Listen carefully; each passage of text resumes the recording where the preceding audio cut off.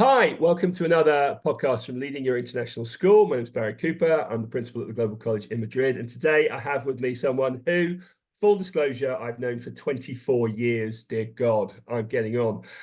So Anna Peake, I've known since we both started working together at Epsom College. Our career paths have diverged and then came back together and then diverged again. But I'd love to get Anna to kind of tell you a little bit about what she does, and then we'll dive into our topic today, which is working overseas, its impact on teaching, and how it can then translate perhaps even to the UK. So Anna, introduce yourself. You've got 30 seconds, go. Oh my God, the pressure, Barry, the pressure is too much. Despite being someone who survived a 24-year-old, 25-year-old friendship with you, I am also Deputy Head Pastoral at Shrewsbury School, or Shrewsbury School, as those people around here say. And I'm in charge of the boarding element of our school, massive percentage of boarders here, full-time boarders. And I'm also in charge of all the safeguarding as well. Yeah, it's a pretty full-on job, and I teach geography and I teach PHSE, and they keep me really busy, but it's a lifestyle choice, not a job. Is there, because I have a magnificent VP pastoral here in Madrid. I mean, she's absolutely amazing.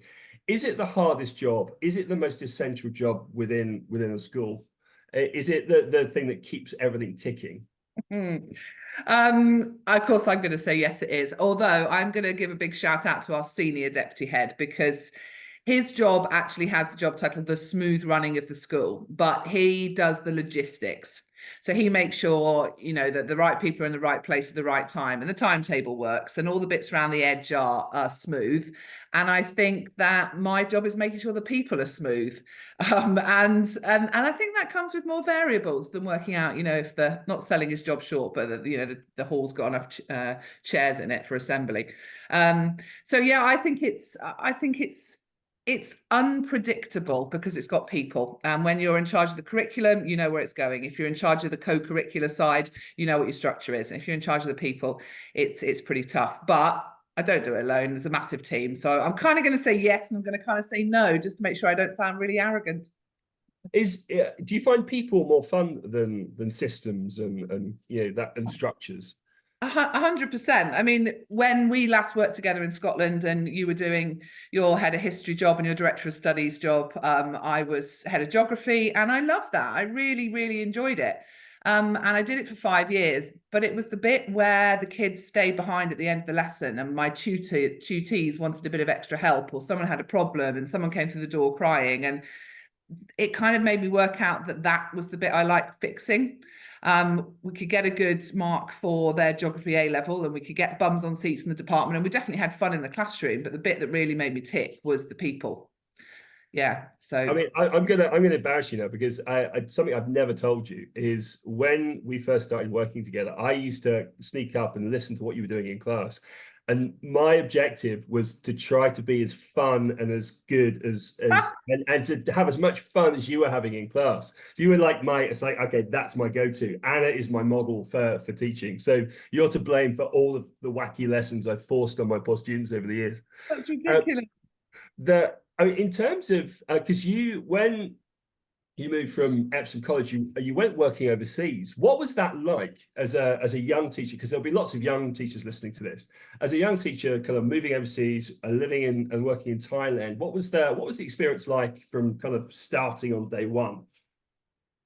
I mean, to be honest, I think I would just go back to a memory even before I started. And I think the attitude has changed now. But I can remember going and seeing our head teacher at the time, and I've got a lovely kind of circle that took 22 years possibly for this to happen. But I can remember going and seeing our head at the time and telling them that I wanted to go and work abroad. And I can remember the very clear conversation. We said, "This is career suicide. What are you doing?" And at that point, as a young teacher, I felt very strongly that I disagreed with him. I hadn't taken a gap year, although I had been and worked during university holidays in Egypt, and I knew I loved living abroad, and I didn't want to let that go. And I thought, you know what, I'm young enough to get away with this now. I can travel in my holidays. I can keep my hand in a career that I want. I'm going to disagree with him. And actually, to disagree with someone who was running one of the best schools in the country at the time was Yeah, probably is slightly arrogant of me, but I honestly would stick to my guns that it was the right thing to do. And then I'm 20 odd years later, I met him when I was doing an ISI inspection as an inspector. He was one of the governors in the school that I was inspecting. And I walked back into the team base and he was there and he looked at me as if to say, I know you from somewhere. Obviously, you can't get many 6'3" people, women especially. So I think he kind of had a glimpse, and he said, "Do I know you?" And I said, "Yeah, I used to work for you." And I told him what I was doing now, and I thought, I'm not going to come back and tell you that that wasn't career suicide, because very clearly I am doing okay now. You know, roof over my head, food on the table, we're all right. So the career suicide thing was, I just really felt very strong that wasn't the case. And I think times have changed so much now that that's not where people see things. And I know when I see a CV come in on the table, it's got international experience in it, I'm even more interested in that, because I think there's something about people being brave, and going and seeking new experiences and really pushing themselves out of a comfort zone that they could stay in, that I find particularly attractive on a CV. So going back to the question, which I've clearly forgotten. So the question was about, so what did you get out of it? What was the experience like? What did you kind of use, or kind of, what did you take on that then you used next, when you moved into your next part of your career and the part of the career after that? So I mean, the bravery, the taking on new challenges. I mean, was it an immense sense of satisfaction to go, okay, this is unknown, and then doing it and succeeding at it? Is that something that you then gave you that confidence and gave you that kind of a lift? Yeah, probably now looking back, I can say that definitely was the case. Did I realize that kind of, in my late 20s that that's what was happening? No, I probably didn't. But again, maybe people, the generation below us are slightly wiser and a little bit more mindful about who they are and what they're doing. And, I think people plan things better because of the uncertainty of the world than perhaps we had to. So it's given me, well, so many of those, I think those kind of moments that I went through and got through, to kind of draw back and go, do you know what, you got through that will be okay. And they weren't horrific by any means. They were just very, very different. Just living a long way from my family, for example, and having to navigate, even turning up at school in a place where that all the language around you is being, everyone spoke Thai. Of course, there were teachers there, and of course we all, we spoke English in the staff room. But you're very aware that you are in the minority, that you are different, that you are in someone else's backyard, and the respect, and I think the watching, and the careful study to make sure you don't put your foot in it, that you don't get anything wrong. There are some places in the world where if you get something wrong, you're not going to last very long. The worst thing, I think I can remember being taught very early on, don't touch anybody on the top of the head and don't show anybody the soles of your feet. And they were the kind of cultural kind of bookends of what was happening, and the monarchy as well, the really important aspects of the Thai monarchy being really revered, and that's so different to anything we have here. So I think it makes you cautious and it makes you watch, and I think you can bring all those skills back and they kind of hone a skill of being in the classroom with people, watching and listening and knowing who people are makes you a better teacher. And it's because, especially in my role now, if I know what someone looks like on their normal day, then when they're having a bad day or they need help, that's the moment that I come in, because I've built that relationship. I've watched and I've listened and I've understood them. And the point where they need the help is the point where they change, or something's a bit off, or something's a bit different. And it's a gut feeling. And I think that a lot of that will have been honed without realizing it, kind of, by being a bit of a fish out of the water and having to be quite careful about things. I think it makes you very, very resilient and quite resourceful. The school I worked in Thailand was amazing. I really, really loved it. It had fantastic people and a massive heart, but it didn't have a lot of money, and it was in rural Thailand, and the electricity would go off randomly most of the time. And, having to adapt in a class full of year 7 children when that happens is, that teaches you something about how to pivot pretty fast. And when it happens a lot, you have a lot of things up your sleeve. So I think that I didn't really realize that probably that kind of resilience to change and thinking on your feet. For 2 years we did that, and that was brilliant, actually. Is there that level of challenge? Do you find, I suppose this is going to sound a little bit cheesy, but do you find that there are hidden depths and you find that you can deal with things that perhaps 6 months previously you would have stood aghast at and thought, oh my God, what do we do now? Oh, absolutely. I can remember teaching PE at one point, and this massive scorpion came across the other side of the covered area where we were. And it was probably only been there about 7 weeks. I thought it was a dog. It was enormous. I sort of looked at it. And I sort of, it's all the children inside, you would have thought there was some kind of, sort of terrorist attack or something was happening the way I was reacting. And then, it happened 6 months later and you sort of just casually, oh, is there? Okay, we won't worry about it. And you suddenly realize that you've become completely, you've just absorbed these things and it's not a big deal. And actually I was the only one panicking at that point because all the children were very used to this sort of thing going on all the time. They knew exactly how to behave. It wasn't a big deal. And I think learning from kids what's, that perhaps you shouldn't be scared of something. It's a bigger message than that. But they, watching and understanding them it just gives you so much empathy for different situations that are unusual. That's a really interesting thing, though. You said learning from the kids. I think one of the things I found in three different continents is actually the biggest lessons you get are from people in the classroom. I think this is something that happens in any school, but are there particular things that you end up taking on from your students and starting to do they start to look after you a little bit, do you think? What, in an international setting or In now? an international setting, yeah. Yeah. Oh, absolutely. And that's, in a way, it's very humbling because they're doing it in a second language as well. Not only are they trying to look after you, especially early days, it was really hot. I was teaching geography. I was also teaching PE. They could see the poor British woman sweating and really not enjoying this situation and trying her best to coach basketball, in 35-degree heat. And they would say things like, all right, miss, can we get you a drink? Oh my goodness me.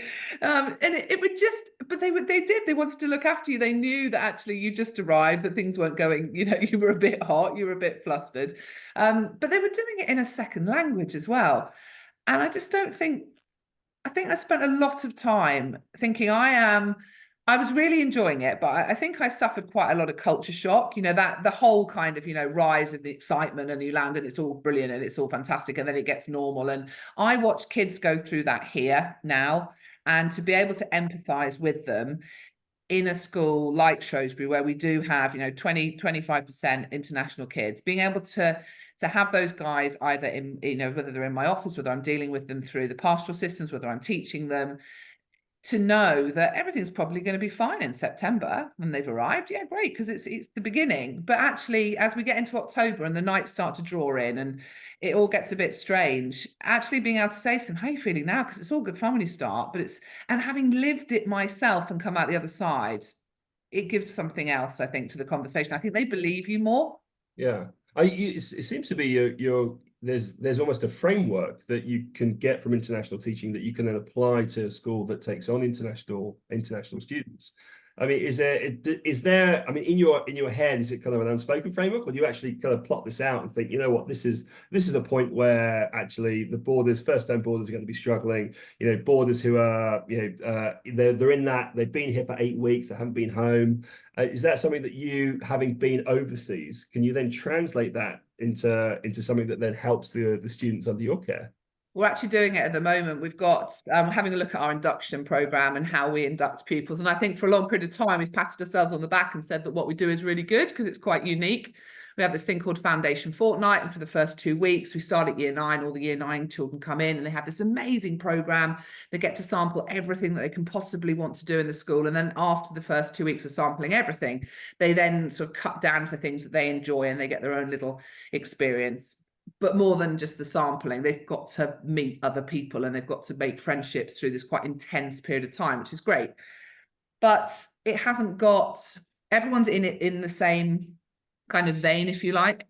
And I've got this fantastic house mistress that works with me, and she's taken a real interest in the international side. And in our one-to-one meetings, obviously, I've got an interest in that. And together this year, although I will give her the full credit for really leading the project, I've given her the kind of lead to say, look, please look at this. What else could we do? Really, how can we learn from the experiences, and also bring in our own international students in and saying, look, from your point of view, when you first came to the UK, what did you want? From the practicalities all the way through to the emotional, to the feelings part of this, how much more can we help someone just to preempt what it's going to be like? So yeah, we're really trying to spell it out, and September will be the first year that we put it all into action, because I think we've got a lot of anecdotes and we could be properly, well, we know we could be doing better, and this September will be the first time we try and plan that and really map it through. That sounds amazing. Does this work as well with staff who are coming into the college? If they're, I mean, do you as a team look for people who have got this kind of experience, who have been overseas, who have maybe done other things? Is that something that you actively try and search for and use as part of your team building within the college? I don't think we would say we actively search for it, but I think that I would say that, I mean, in the last 10 years, I've probably, been heavily involved in recruitment, and CVs with international experience on it now do not scare schools like Shrewsbury, and they shouldn't scare anybody. But that idea that, well, how are we going to possibly, interview this person? How we will put them on a plane, get them on Zoom, the way that we can actually interact with people now, and not be scared by that international side of things is, I think, so much better. The mindset is so much better than it used to be. Perhaps going back to that headmaster who said to me, this is career suicide, because I think, people, it did scare people, that people were maybe running away, and what were they doing? And no, they weren't. They were going for amazing experiences, and they're going to bring that all back to you.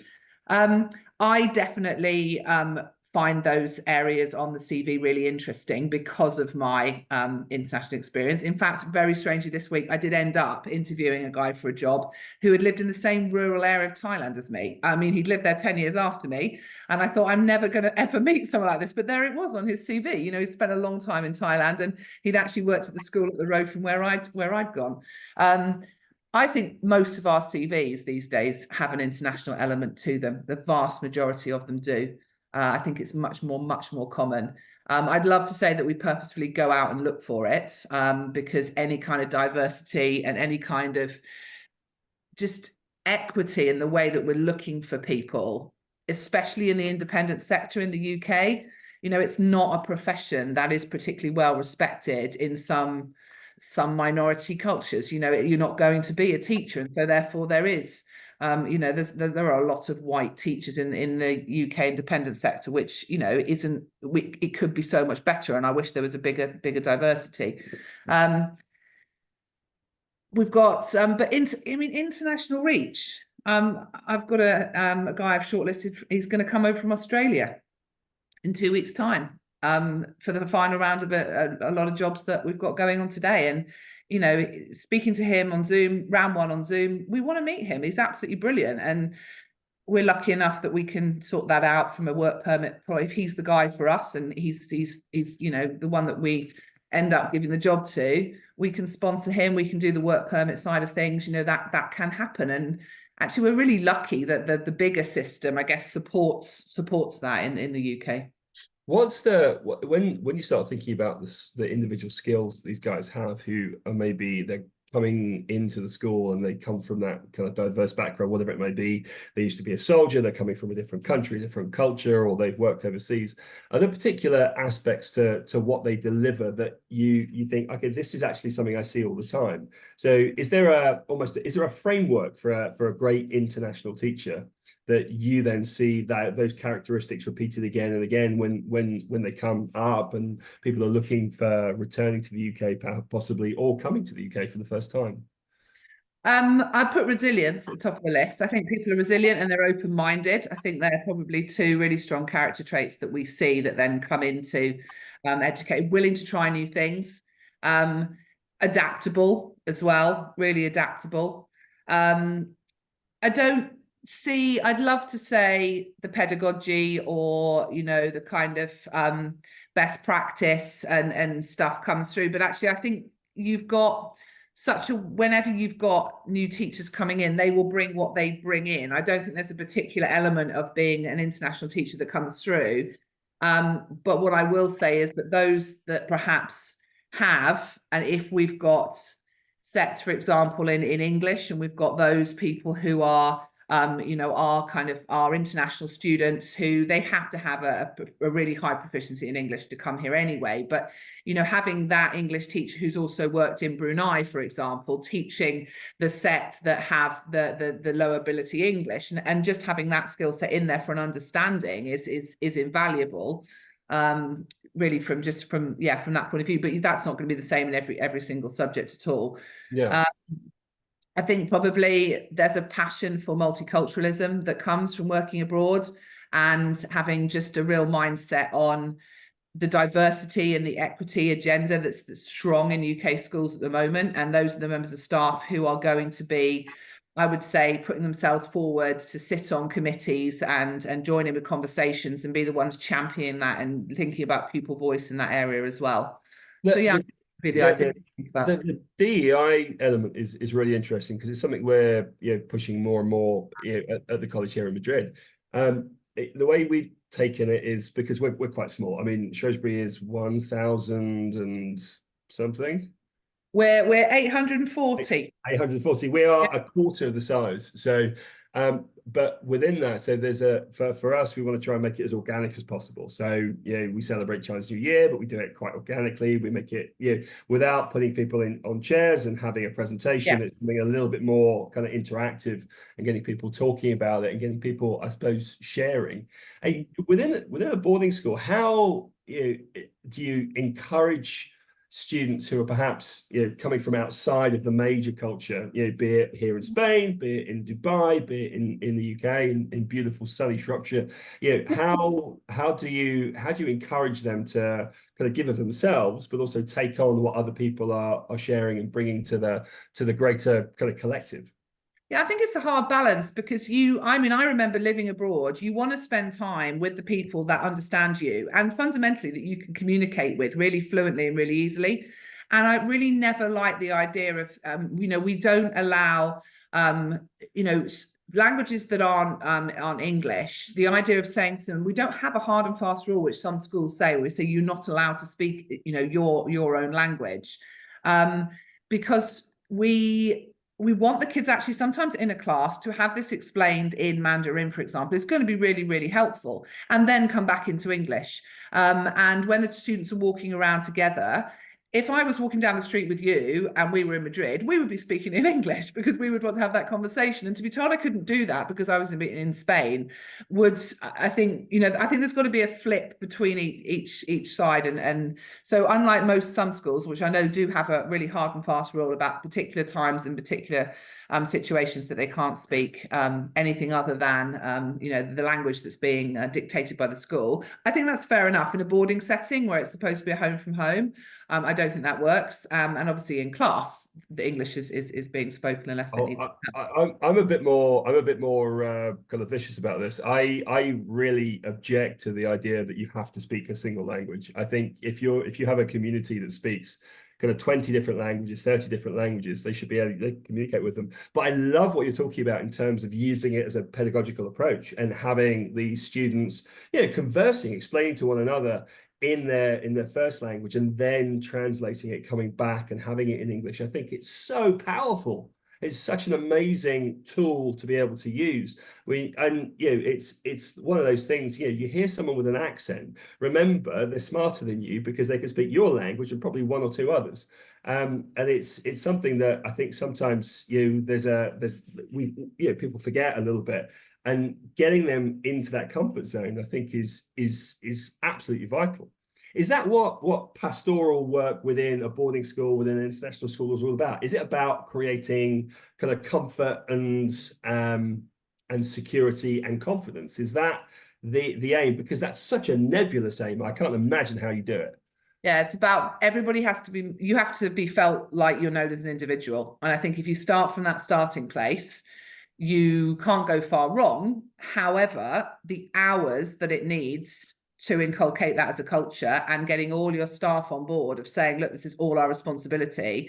You can't come and be a physics teacher You need to come and be a physics teacher, and you also need to come and be effectively mum, dad, auntie, uncle to the children as they are here at the same time, because you're going to be working with them in, you know, every single facet of life. You're going to be doing co-curricular stuff with them. More importantly, you're going to be in their houses where they're living and they're sleeping and they're relaxing, and you're the staff that are walking around taking an interest in what's going on. And you know, how do we do that? And they'll go back to the idea of being a lifestyle choice, not a job, to work in something like this. And if you're in the leadership of that, you've got to live it and breathe it yourself, and you've got to practice what you preach, and you've got to be in the right place at the right time. So last night, for example, we had an event on an all-night sports event, raising money for one of the school charities. And the children were doing between 9 in the evening and 7 this morning. Before they went on half term, they were doing an hour of different sport every hour through the hours. And I'm not going to lie to you, I was exhausted last night. I wanted to watch an episode of Silent Witness and fall asleep on the sofa. That was all I wanted to do.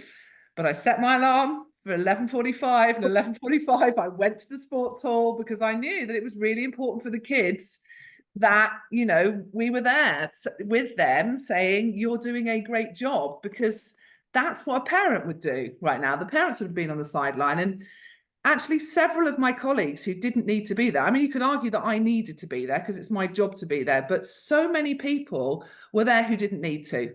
And again, they could have started their half term hours earlier, and they were in there because they have relationships that they've built with the kids, because they need to be that person for them.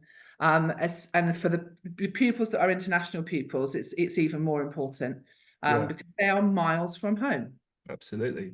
I think I remember having long conversations with you'll remember my old head of department at Epsom, Alan Scunny, and he talked very now. At the time I was bored because I was a young teacher and I was an idiot. But now looking back over those conversations are actually really valuable, because they talk about the idea of being a schoolmaster or a schoolmistress versus just kind of rocking up and teaching a lesson and disappearing. Is that, I mean, when you think about international teaching, is it something that helps create great schoolmasters? Absolutely. It really does, because you're going above and beyond, I think, as an international teacher, because you're already showing that you don't mind getting out of your comfort zone. You're already showing that you're going to, you are, I think it says something about someone's personality if they go and challenge themselves to go and work somewhere else. Because for all the benefits of being an international teacher, and let's face it, you know, there are some nice long holidays and you can do some fantastic traveling with it. And as a young teacher, that was really one of my set ideas of why I wanted to do that. And I don't think there's anything wrong with that. That's a bonus that comes out of it, and you don't realize all the other things that you get. I mean, I also learned bizarre sports that I never would have had. You know, I don't think I'm scared to take a school trip when I came back to the UK. You know, so many people now with the risk assessments and all the paperwork are so scared of taking a school trip. Well, do you know what? If you've taken a trip internationally, you know, with probably the lack of health and safety and all the other stuff, I think you can plan one in this country absolutely brilliantly with no problem whatsoever. Been there. Yeah. It was yeah. I remember the trips to Japan and long conversations about what should happen if there was an earthquake. And I mean, the first time we did it, it terrified me. The second time, it was like, okay, we've got this covered. I mean, thinking about kind of getting to a conclusion, what would be your advice to people who either are thinking about teaching internationally or are thinking about leading internationally, which I think sometimes could be a bit of a different perspective? How would you go about advising someone who has that sense of, I want to try something new, I want to get out there, I want to do this, but isn't quite sure where to start, how to think about it? Sure. I'll go with the teaching one first. I think that's I think you've got to, I think the country makes a big difference. I think you've got to be happy with where you're going and the level of being out of your comfort zone that you feel. And you know the kind of countries that you are happy to travel to on holiday, or where your own comfort zone is. And I think that's where you target to start off with. You look at that. And I think you've got to do your research on the schools. There's no doubt about it. You've got to make sure that you're going to something that's going to suit you. And it doesn't have to be, you know, one of the UK schools that's got all these brilliant franchises that are out there in the world. You know, there are plenty of really good international schools that have really good heart. and looking to make sure they align with the values and the principles that are important to you as an educator. I think if you stick to that, that's a pretty good base point. And also, in some people might not care. They might say, I'm doing this for the experience. Actually, I don't mind what I'm looking at, but I think most people will. I don't think, that's a pretty gung-ho approach, probably fits about 20% of people. So yeah, doing your research and making sure you know what you're doing. Maybe looking to see if you can get something out of it that you haven't got now. Is there a different, if you're teaching particular age groups in the UK, or you've had experience teaching age groups in the UK, and there's a different age group or just a different subject, sometimes, especially if you're a humanities teacher, if you've been used to teaching one humanity in the UK, actually in international schools, sometimes you will have the opportunity to teach a couple. And you might be able to kind of not just have the experience of going abroad, but also sort of strengthening your bow as you go. So I wouldn't be scared of looking for a slightly different role that you think you can probably fulfill. Put your application in. The worst thing someone can say is no, and that's okay. Absolutely. So that's the sort of teaching thing. Leading, I think, is a different kettle of fish. But again, it depends how gung-ho you are, isn't it? And I know I'm speaking to one of the world's most gung-ho principals. Do you want to go and set up a school from scratch? Do you want to be a founding principal of somewhere? That's coming with its whole other set of, balanced sheets and making sure you've got all the questions down. And I think, one of the massive questions there is finance, isn't it? And, who's financing the school and what company is behind it. And at that point, I think you're looking a lot more under the hood of, where's, because if you're going to move, your entire family out, you want to make sure that it's looking like I'm keeping a very close eye at the moment on Harrow Harrow New York, and that seems to have been coming out of the ground for ages with the Amity group, and I'm really interested to see what happens to that and how that evolves over the next sort of 5 years and what it turns into. So the funding and working out who's there, and especially I think if you are leading, is it I don't know how to put this diplomatically. Are you going to get to lead it, or is somebody else going to lead it for you? Because there's a whole series of management above what you would think leadership in the UK perhaps looks like, and actually you're not going to be able to do as much as you want. But also that might suit some people, especially if it's the first international job. They might want their hands held and they might want a little bit more of a steer about what's going on. So perhaps that would appeal to people. So I think I'd look at the structure of how you fit into the leadership. But have I gone too direct on that question, or are you thinking more about working with the staff and that kind of stuff? No, I think it's a really important thing to consider. It's one of those things about that structure. So who are you managing? Who's managing you? What are the different things that you have to consider? I think there's always, with international schools, especially, you're marrying that need for having students coming in, great families, working with the families, and it's the business side and also the academic side, and making sure that those two marry up and you have a fantastic functioning school. I think the role of a principal in any situation is always going to be institutional sustainability, is making sure that the institution continues to thrive, that the children in it continue to thrive, that the staff who are working there continue to thrive, and you're there to take care of them, and then the wider kind of community thrives and from the relationship with the school, and you create something that's long lasting wherever you are. And I think you did hit the nail on the head, in terms of how that structure works. I think as an international principal, it's very much about also how are you going to lead, who are the people who are there, where are they all coming from. So we've got a team of 15 different nationalities. They all have their own approaches, they all have their own way of doing things, they all have their own experiences, and for some people might see that as a problem. For me, I see that as a massive strength. Oh, absolutely. Because you can't have, I mean, can you imagine a team of 30 teachers all like me? It'd be chaos. But having these people who all have different approaches in the classroom, I think is so vital. And they're also people that have all these different experiences, so you can go to them about those experiences and say, look, I need some help with X or Y. And I think that's one of the key things that you learn overseas, whatever you're doing, whatever Do you level ever, you're at, do you ever is explicitly use that in an inset or in a CPD or a PETA training? Do you ever explicitly sit down with all those staff and that amazing melting pot of experiences that you've got and actually talk about what you've got and hold it out at the front? I've done it possibly not as specifically as that, but I certainly, when I talk about it, I say, look, the way I think about this is we've got one teacher in here, they're 1,000 years old, they've got amazing amounts of, there's 500 years of professional experience. And within that, there's so many different things, and I've referenced it and things like that. I think doing it explicitly could be a really interesting way to get people to actually, I think, understand each other a bit more as well. But I need to think about how we do that.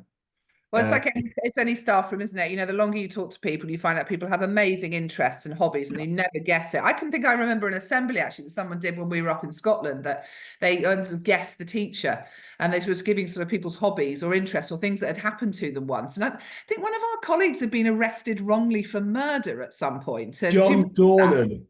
Yeah, John Dornan, yeah. he wasn't guilty. I'd like to say that now. But learning these things and asking people to kind of put that out there, it can't happen very often, because otherwise it can't become gimmicky. No. But there's so much that we can teach each other, and if we just stop from the busyness of the day to actually listen and absorb each other's experiences, I think you'd always go away taking a little nugget of something with you. Absolutely, always. And I think it's where people have interests or have specific kind of directions they want to go in. Listening, understanding, and then giving them the tools to do it can actually pay massive dividends for the students in the classroom. Or if it's something outside of that, it means that you've got a member of staff who's actually engaged outside of their work, which means they're more engaged when they come into the school, because you're thinking not just about what's happening in the classroom, you're actually thinking about the people. And I think that's the key thing I can remember we sat in a briefing once where an old headmaster of us came in, and he made it very clear what level he put the three stakeholders of the school in: who was first, who was second, and who was third. And those things were the pupils, the staff, and the parents. And I think probably from the fact that I can remember, I just now, sitting in middle management at the time that I did, I was annoyed to hear, the order they came in.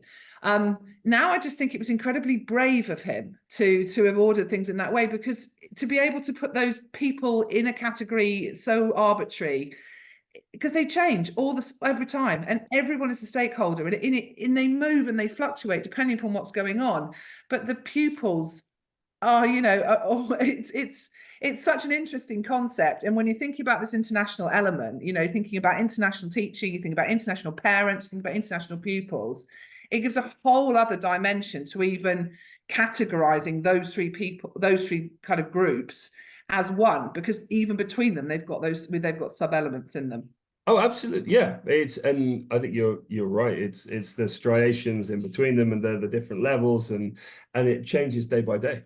It changes day by day. We're going to wrap this up. What I want from you is God, don't put me on the spot. Put you on the spot. What I want is 30 seconds of why a young teacher should think about just going for it. So nice little soundbite at the end. Why should they think about leading or working overseas? And on top of that, what will it then bring back to the UK when they come back? Okay. I think you don't want to be that teacher that at the end of your career says, I wish I had a what ifer. Because if you're a young teacher, especially, life's too short. You've got an opportunity to do this. You could go abroad and mess it up and still come back and you'd be absolutely fine. So I think for a young teacher, and I'm specifically focusing on that, rather than maybe somebody who's got, more life stuff going on that they've got to think about, life is far too short. Do not be the what if. Go and do it, because it has a fantastic opportunity that is going to, you're going to have an incredibly bad piece of luck if you don't come back with language expertise and cultural experiences and global awareness and exchanges of ideas that you can have with people, an amazing passion for multiculturalism and friendships as well that you've got, and a lifelong network of people around the world. What are you bringing back? All those things I've just said and more, and empathy for working with people that are out of their comfort zone, and just, I think, just an interest to any staff room that you would work in is what you're bringing back, that many other people won't have. That's amazing. Anna Pete, thank you so much for nattering with me for an hour. So as always, we run a podcast every month. This is brought to you by TIC. So as part of their recruitment, if you are looking, do get online and check out TIC. They're sponsors of Leading Your International School.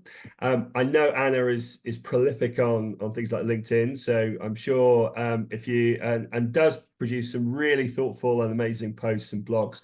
So do look out and follow her. So once again, thank you very much from me, and Anna, thank you so much. It's been great to chat. You're welcome. I've loved your radio voice. Take care. Bye.